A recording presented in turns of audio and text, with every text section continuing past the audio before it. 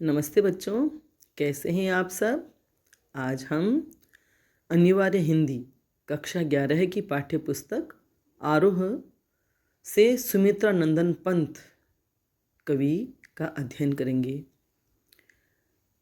कविता के लिए चित्र भाषा की आवश्यकता पड़ती है।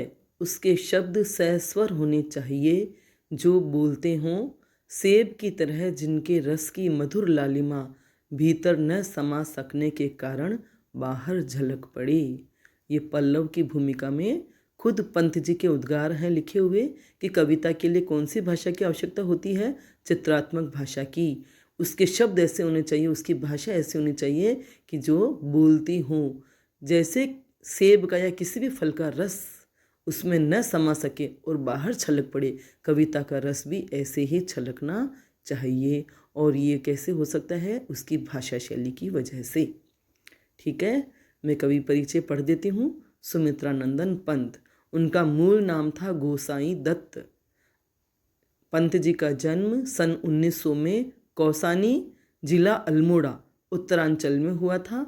उनकी प्रमुख रचनाएं हैं वीणा, ग्रंथि, पल्लव, गुंजन, युगवाणी, ग्राम्या, चिदंबरा, उत्तरा, स्वर्ण किरण, कला और बूढ़ा चांद, लोकायतन आदि। सम्मान उन्हें जो मिले: भारतीय ज्ञानपीठ पुरस्कार, साहित्य अकादमी पुरस्कार, सोवियत लैंड नेहरू पुरस्कार, पद्म भूषण। और उनकी मृत्यु सन 1977 में हुई।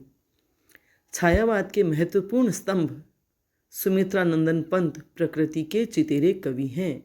छायावाद जो कविता का एक वाद है, एक धारा है, उसके मुख्य 4 कवि हैं: महादेवी वर्मा, जयशंकर प्रसाद निराला जी, सूर्यकांत त्रिपाठी निराला, और चौथे सुमित्रा नंदन पंत। तो ये महत्वपूर्ण स्तंभ गिने जाते हैं चारों। और भी कई कवि हैं, लेकिन प्रमुख कवि ये चारों हैं। उन्हीं में से एक सुमित्रा नंदन पंत प्रकृति के चितेरे कवि हैं, मतलब प्रकृति का चित्रण करने वाले, प्रकृति के चित्रकार, प्रकृति के सुकुमार कवि कहे जाते हैं पंत। हिंदी कविता में प्रकृति को पहली बार प्रमुख विषय बनाने का काम पंत ने ही किया। मतलब हिंदी कविता में प्रकृति पहली बार बहुत मुख्य रूप से या महत्वपूर्ण रूप से कविताओं में प्रस्तुत हुई, और वह प्रारंभ किया पंत जी ने। मतलब पंत की ही कविताओं में सबसे पहले प्रकृति का इतना सुंदर, कोमल और सुकुमार रूप दिखाई दिया। उनकी कविता प्रकृति और मनुष्य के अंतरंग संबंधों का दस्तावेज है। मतलब उनकी कविता में प्रकृति और मनुष्य के गहरे संबंध दृष्टिगत होते हैं। मतलब मनुष्य का प्रकृति से नाता है और प्रकृति का मनुष्य से गहरा नाता है। इनकी प्रारंभिक शिक्षा कौसानी के गांव में और उच्च शिक्षा बनारस और इलाहाबाद में हुई। युवावस्था तक पहुँचते पहुँचते महात्मा गांधी के असहयोग आंदोलन से प्रभावित होकर पढ़ाई बीच में ही छोड़ दी और उसके बाद स्वतंत्र लेखन करते रहे। वे पढ़ रहे थे और पढ़ते समय ही जब वे युवा हुए तो महात्मा गांधी के असहयोग आंदोलन से प्रभावित हुए और पढ़ाई बीच में ही छोड़कर स्वतंत्रता आंदोलनों में भाग लेने लगे, और उसके बाद वे स्वतंत्र लेखन करने लगे। प्रकृति के अद्भुत चित्रकार पंत का मिजाज कविता में बदलाव का पक्षधर रहा है।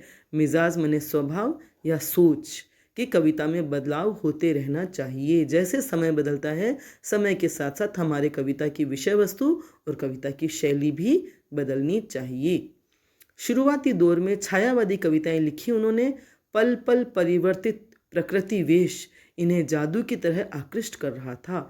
मतलब प्रकृति किस तरह से बदलती रहती है, रूप बदलती रहती है, रंग बदलती रहती है, तो वह प्राकृतिक परिवेश इन्हें आकृष्ट कर रहा था। तो इन्होंने पहले छायावादी कविताएं लिखी, उसमें प्रकृति का बहुत ही सुकुमार रूप चित्रित किया, और बाद में चलकर प्रगतिशील दौर में ताज और वे आँखें जैसी कविताएं भी लिखी। तो आज हम जो कविता पढ़ेंगे वे आँखें, वे उनकी प्रगतिवादी दौर की कविता है।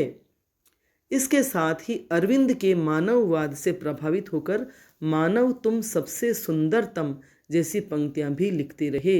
मानववाद से प्रभावित होकर कि मानव तुम सबसे सुंदर हो, इस सृष्टि की सबसे सुंदर रचना हो, ऐसी बात, ऐसी विषय भी वस्तु पर भी वे लिखते रहे। उन्होंने नाटक, कहानी, आत्मकथा, उपन्यास और आलोचना के क्षेत्र में भी काम किया है। रूपाभ नामक पत्रिका का संपादन भी उन्होंने किया, जिसमें प्रगतिवादी साहित्य पर विस्तार से विचार विमर्श होता था। पंत जी भाषा के प्रति बहुत सचेत थे, मतलब बहुत सतर्क और सावधान थे। भाषा का प्रयोग बहुत ही सावधानी से करते थे। इनकी रचनाओं में प्रकृति की जादूगरी जिस भाषा में अभिव्यक्त हुई है उसे स्वयं पंत चित्र भाषा यानी बिंबात्मक भाषा की संज्ञा देते हैं। मतलब उन्होंने जो प्रकृति का चित्रण किया है, लेकिन उनकी भाषा शैली ऐसी है कि हमारे सामने वो है साकार रूप में उपस्थित हो जाती है। मतलब जिस विषय वस्तु को वे चित्रित करते हैं वह हमारे सामने चित्रात्मक रूप में सामने आ जाती है। ब्रज भाषा और खड़ी बोली के विवाद में उन्होंने खड़ी बोली का पक्ष लिया और पल्लव की भूमिका में विस्तार से खड़ी बोली का समर्थन किया। मतलब वे खड़ी बोली के पक्षधर थे और उनकी सभी कविताओं में खड़ी बोली का परिष्कृत रूप दिखाई देता है। प्रस्तुत कविता वे आँखें पंत जी के प्रगतिशील दौर की कविता है। इसमें विकास की विरोधाभासी अवधारणाओं पर करारा प्रहार किया गया है।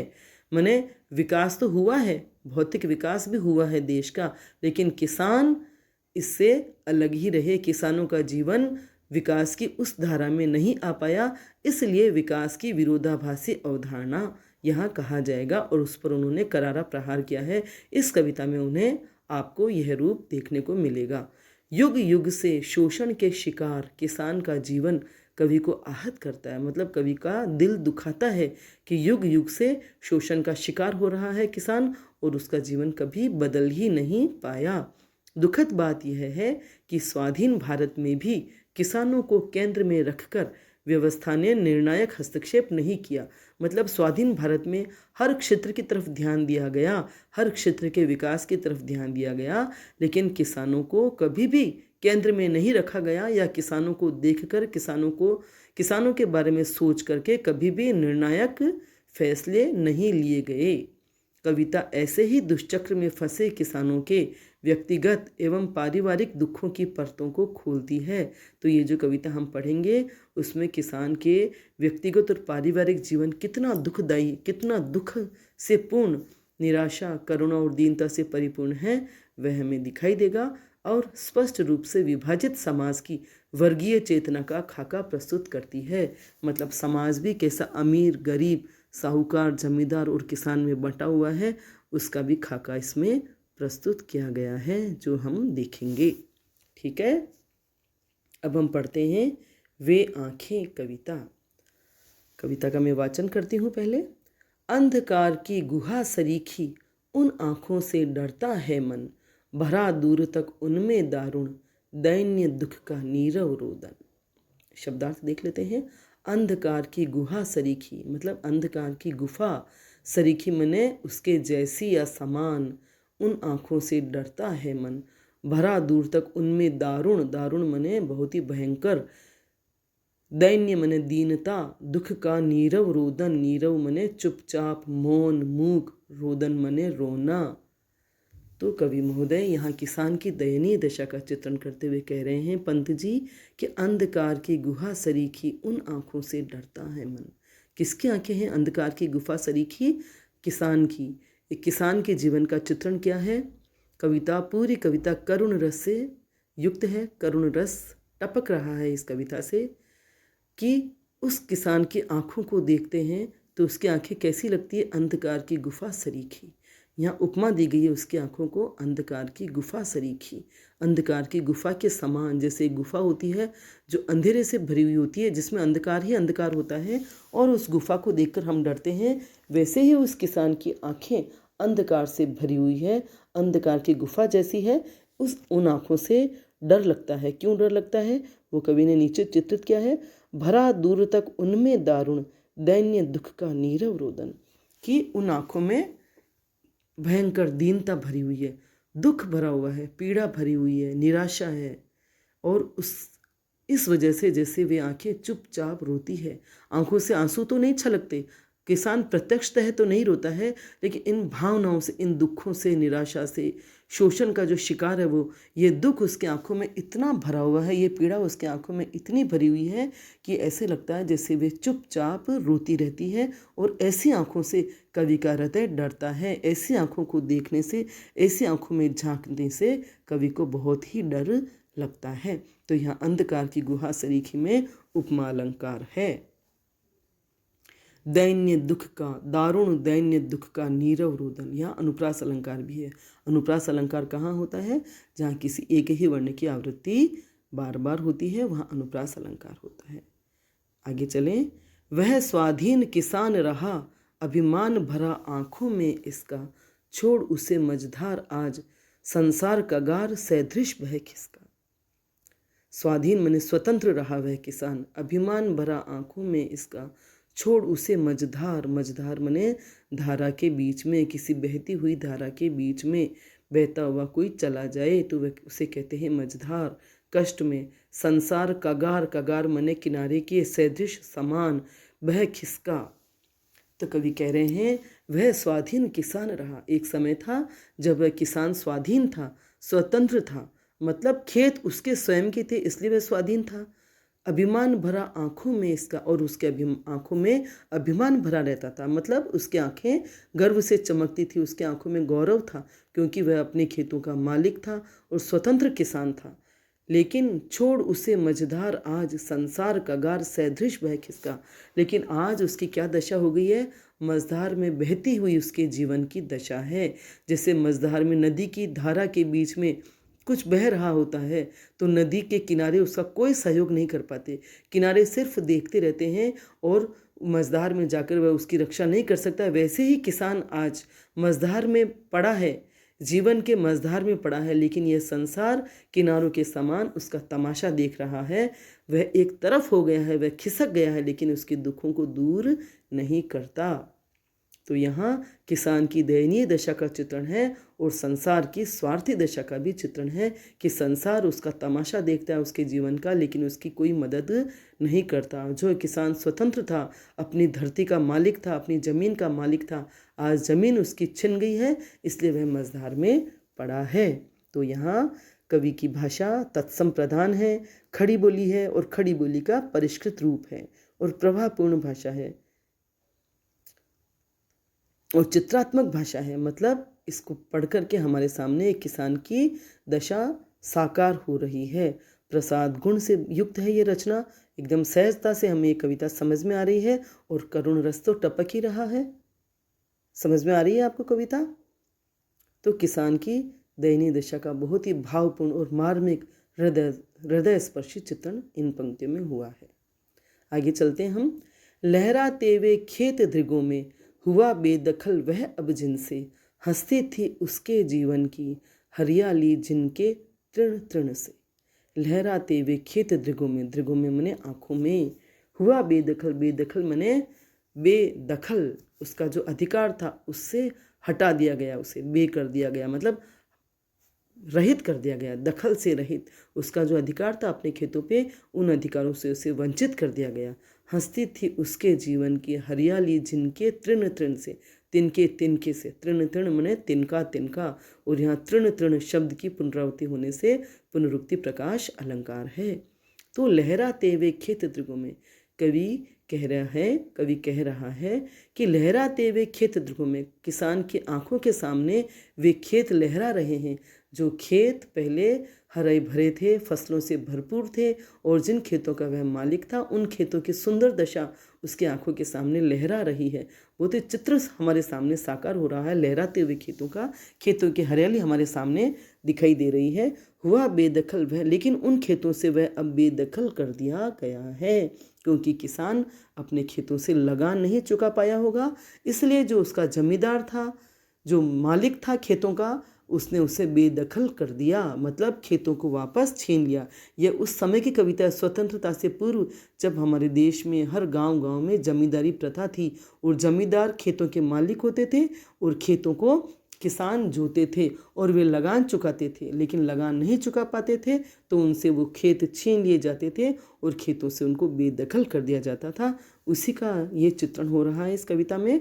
छोड़ हंसती थी उसके जीवन की हरियाली जिनके तृण तृण से, उन खेतों से उसे बेदखल कर दिया गया जिनके खेतों की हरियाली, जिसके खेत के तिनके तिनकों से उसके जीवन की हरियाली भी हंसती थी, उसका जीवन हंसता था। खेतों के हरे भरेपन से, खेतों की हरियाली से उसका जीवन भी हरा भरा रहता था, क्योंकि खेत ही उसका जीवन थे, खेत ही उसके जीवन के आधार थे। और खेत जब फसलों से भरपूर रहते थे तो उसका जीवन भी बड़ा खुशनुमा, बहुत ही खुशियों से भरा हुआ रहता था। लेकिन उन खेतों से उसे बेदखल कर दिया गया क्योंकि वह किस जमींदार को लगान नहीं चुका पाया। ठीक है, तो खेत तो हंसती थी उसके जीवन की हरियाली जिनके तृण तृण से। तो यहाँ पुनरुक्ति प्रकाश अलंकार है और जीवन की हरियाली में रूपक अलंकार भी है, जीवन की हरियाली। ठीक है, आगे चलें, समझ में आ रही कविता आपको? आंखों ही में घूमा करता वह उसकी आंखों का तारा, कारकुनों की लाठी से जो गया जवानी ही में मारा। आंखों ही में घूमा करता वह उसकी आंखों का तारा। आंखों का तारा यहाँ मुहावरे का प्रयोग हुआ है। आंखों का तारा माने बहुत प्यारा। और कौन होता है आंखों का तारा? अपनी संतान, पुत्र और पुत्री। तो यहाँ आंखों का तारा उसके पुत्र के लिए प्रयुक्त हुआ है। कारकुन, कारकुन होते हैं जमींदारों के नौकर, किराए के या भाड़े पर रखे गए ऐसे लोग जो उनके लिए मारपीट का काम करते हैं, वसूली का काम करते हैं। वो कारकुन मतलब उसके कारिंदे, उनके नौकर, लाठी से जो गया जवानी ही में मारा। तो यहाँ आंखों ही में घूमा करता, उस किसान की आंखों में घूमा करता है क्या दृश्य? वह उसकी आंखों का तारा, उसकी आंखों का तारा जो उसका बेटा था, कारकुनों की लाठी से जो जवानी में ही मारा गया।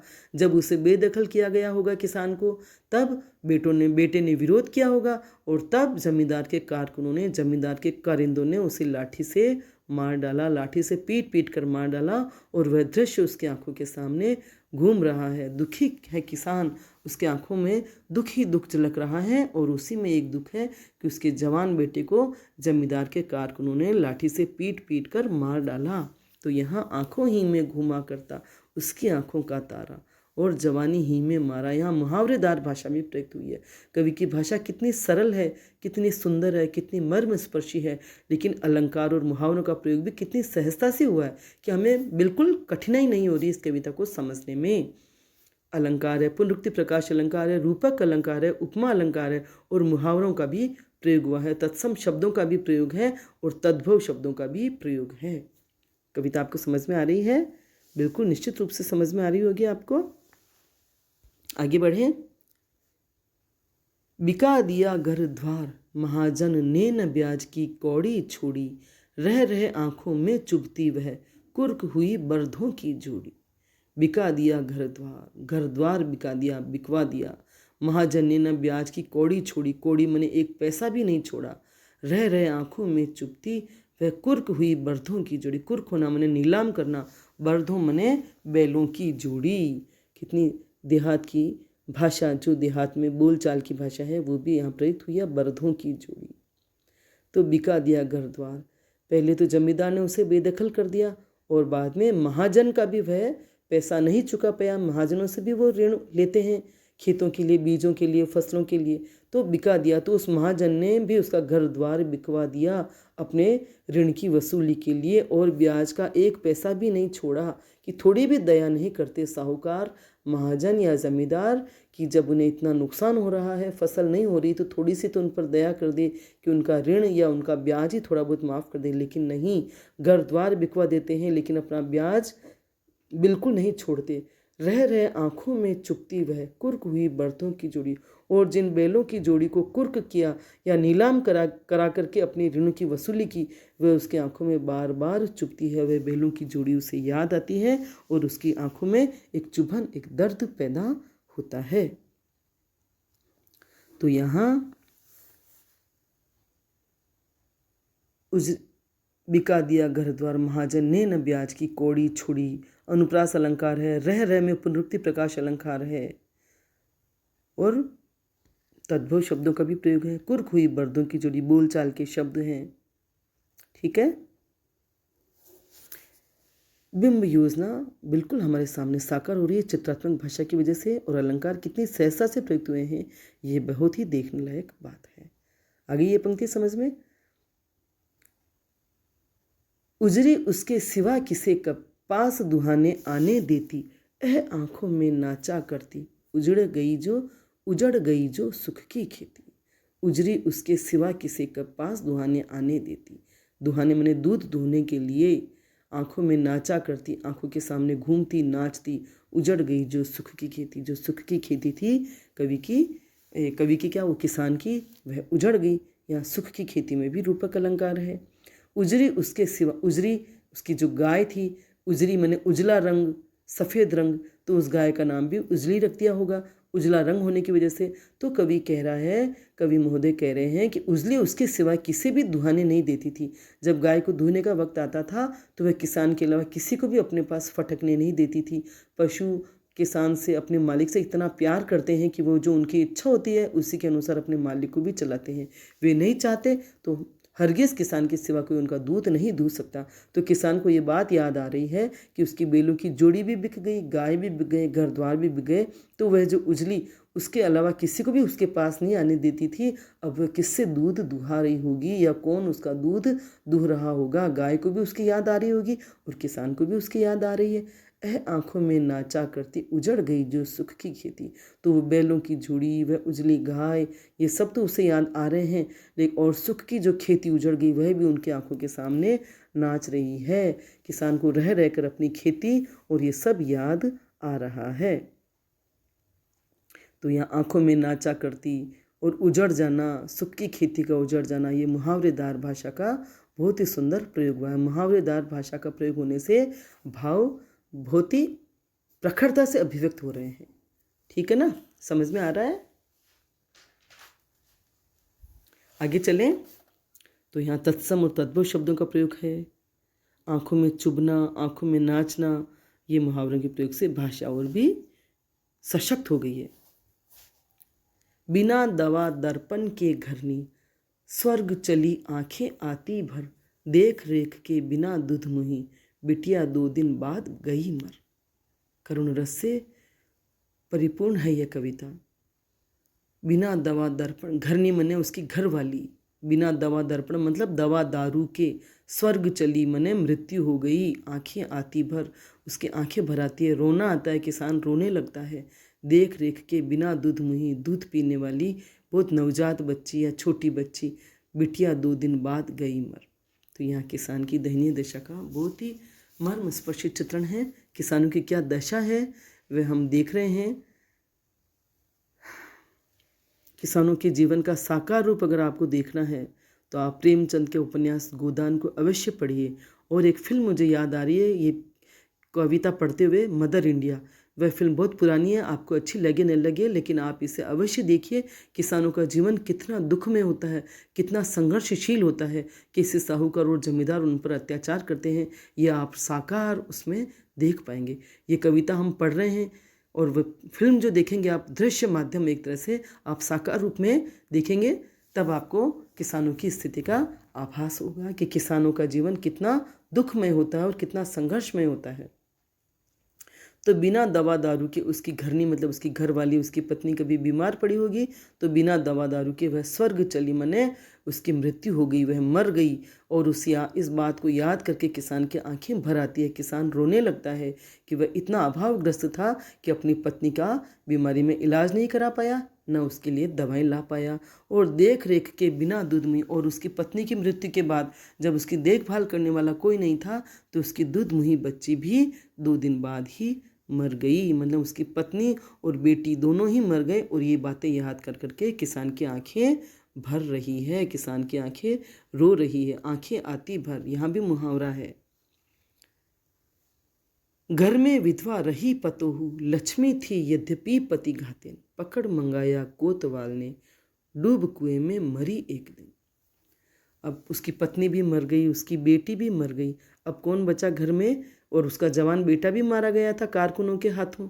खेत पहले ही छीन लिए गए थे, घर द्वार बिक गए थे, सब कुछ तो बिक गया था। अब क्या बचा? उसके घर में विधवा रही पतोहू मने पुत्र वधू, लक्ष्मी थी, वह लक्ष्मी थी, यद्यपि हालांकि पति घातिन मने पति को मार डालने वाली या पति की हत्यारिन। पकड़ मंगाया कोतवाल ने, डूब कुएं में मरी एक दिन। अब यहाँ कैसे गांव के मतलब कैसी परंपराएं होती है गांव में, कैसा सोच होता है गांव की, कैसी सोच होती है अनपढ़ लोगों की, अशिक्षित लोगों की। इनका जीवन अभावग्रस्त तो होता ही है और इनकी कुछ सोच भी कैसी होती है। इसका चित्रण क्या है कवि जी ने कि घर में विधवा रही पतु। अब घर में तो उसकी एक जो पुत्र वधू थी वही विधवा थी, लक्ष्मी थी। वह बहू होती है, बहू को घर की लक्ष्मी कहा जाता है। तो वह जो बहू थी स्वभाव से गुणों से भी लक्ष्मी थी और घर की बहू थी तो वह लक्ष्मी थी ही। यद्यपि पतिघातन, लक्ष्मी कहते हुए भी कवि महोदय कह रहे हैं कि किसान की नज़र में वह पतिघातिन थी, क्योंकि ये गाँव में ऐसा कहा जाता है अगर कोई नवयुवक जवान व्यक्ति मर जाता है या मारा जाता है तो पत्नी पर आरोप लगाया जाता है या पत्नी पर लांछत डाला जाता है कि ये ऐसी आई है जो अपने पति को खा गई या पति को मार डाला। तो पति की मृत्यु का इल्ज़ाम भी उनकी बहुओं पर, उनकी पत्नियों पर डाला जाता है। इसलिए यहाँ किसान कह रहा है कि भले वह लक्ष्मी थी लेकिन पतिघातिन, पति की हत्यारिन। और पकड़ मंगाया कोतवाल ने, गाँव में किस किसका अत्याचार नहीं होता है किसानों पर और गाँव के लोगों पर। यह आप देखिए कि कोतवाल ने एक दिन उसे पकड़ मंगाया। वह जान रहा है न तो बेटा है और किसान कितना अशक्त हो गया है। जब आर्थिक रूप से कोई अभावग्रस्त हो जाता है या कमज़ोर हो जाता है तो वह कुछ भी नहीं कर पाता। तो एक दिन कोतवाल ने उसे बुलवा लिया और फिर उसके साथ गलत काम किया, अनैतिक कार्य किया और इस लाज में वह कुएं में डूबकर मर गई। तो अत्याचारों की और शोषण की कोई सीमा नहीं है किसान के जीवन पर, ग्रामीणों के जीवन पर। कितना मर्मस्पर्शी चित्रण है, हमारे हृदय को भी करुणा से विगलित कर रहा है ये चित्रण। खैर पैर की जूती जोरू, न सही एक दूसरी आती, पर जवान लड़के की सुध कर सांप लौटते फटती छाती। यहाँ पर भी सांप लौटते फटती छाती, ये मुहावरों का कितना शानदार प्रयोग हुआ है। खैर कभी किसान सोच रहा है, खैर ये सब सोचने के बाद किसान कह रहा है खैर पैर की जूती जोरू, कि जोरू मने स्त्री, पत्नी। पैर की जूती होती है, पैरों में जूती की क्या स्थिति होती है? पैर की जूती का मतलब जो सबसे निम्न दशा, सबसे जिसकी कोई कीमत नहीं। तो वहाँ यहाँ पत्नी को, स्त्री को भी पैर की जूती बताया गया है कि पत्नी का क्या है, मर गई तो और दूसरी आएगी, इसलिए न सही एक दूसरी आती। कि खैर पैर की जूती, जोरू तो पैर की जूती होती है, अगर पत्नी एक मर जाती है तो दूसरी आ जाती है। लेकिन जवान लड़के की सुध कर सांप लौटते उसके फटती छाती, उसे अपनी पत्नी या बहू के मरने का इतना दुख नहीं है, बेटे के मरने का दुख है कि बेटा, जवान बेटा मर गया, इसलिए उसके सीने पर सांप लौटते हैं और उसकी छाती मारे दुख के फटती है। लेकिन अगर बेटा बच जाता तो दूसरी बहू आ जाती, बहू के मरने का उससे कोई गम नहीं, लेकिन पुत्र की मौत उसको बहुत दुखदाई है, इसलिए बेटे की याद करके उसके सीने पर सांप लौटते हैं और छाती फटती है, मतलब दुख की कोई सीमा नहीं रहती। तो मुहावरेदार भाषा का प्रयोग हुआ है यहाँ पर। सुध कर्म ने याद करके, कितनी निम्न विचार धारा है गांव के लोगों की या किसानों की या अनपढ़ लोगों की, वह भी यहाँ दृष्टिगत हो रही है और इसे भी पढ़ के हमें बहुत ही दुख हो रहा है। पिछले सुख की स्मृति आंखों में क्षण भर एक चमक है लाती, तुरंत शून्य में गढ़ वह चितवन, तीखी नोक सदृश बन जाती। पिछले सुख की स्मृति, स्मृति मने याद, क्षण भर एक चमक है लाती। किसान जब अपने पिछले जीवन को याद करता है जिसमें सुख ही सुख था, उसके खेत थे, खेत हरे भरे थे, बेटा था, उसकी पत्नी थी, उसकी छोटी बच्ची थी, पुत्र वधू थी, गाय थी और बैलों की जोड़ी थी, लेकिन वे सब छिन गए। लेकिन उनकी याद करता है, जब उनकी याद आती है और वो एक क्षण के लिए अपना दुख भूल जाता है तो उसकी आंखों में एक चमक आ जाती है, क्षण भर के लिए आंखों में चमक आती है। और जैसे ही हकीकत सामने आती है कि आज ये कुछ भी नहीं है, सब कुछ छिन गया है, तो तुरंत शून्य में गढ़ वह चितवन, तो उसकी वह चितवन माने दृष्टि, उसकी वह नज़र शून्य में गड़ जाती है, शून्य की तरफ देखने लगती है। उसकी आंखों में भी शून्यता है और आंखों के सामने जीवन में भी शून्यता है, तो उसकी चितवन शून्य में गड़ जाती है और वापस उसकी आंखों में रोदन, नीरव रोदन दिखाई देता है, तीखी नोक सदृश बन जाती। लेकिन तत्काल उसके हृदय में शायद गुस्सा आता होगा, जिस वजह से उसकी आंखें तीखी नोक के समान बन जाती, तीखी नोक सदृश बन जाती, उसकी वह दृष्टि तीखी नोक के समान बन जाती, उसके हृदय में गढ़ती है, उसके हृदय को पीड़ा देती है। और तीखी नोक के समान का मतलब ये भी हो सकता है कि क्रोध में वह तीखी और नुकीली बन जाती है, कि उसकी आंखों में हम झांकें तो वह क्रोध में दिखाई देगी और उसके हृदय को छलनी करता हुआ वह दुख उसके आंखों में छलकता है। आगे समझ में आपको कविता अवश्य समझ में आगे होगी। बहुत ही सुंदर मर्मस्पर्शी और हमारे हृदय को करुणा से भर देने वाली कविता है। कविता में प्रसाद गुण है और करुण रस है। भाषा उनकी तत्सम तद्भव मिश्रित है, खड़ी बोली भी है। शब्दावली सरल है। इसमें पैर की जूती होना, सांप लौटना, छाती फटना आदि मुहावरों का प्रयोग है। क्षण भर एक चमक लाती। तो ऐसे मुहावरेदार भाषा होने से कविता और भी प्रभावशाली बन पड़ी है। ठीक है, आज बस इतना ही। आपको कविता पसंद आई हो तो आप लाइक करें, शेयर करें और सब्सक्राइब भी अवश्य करें।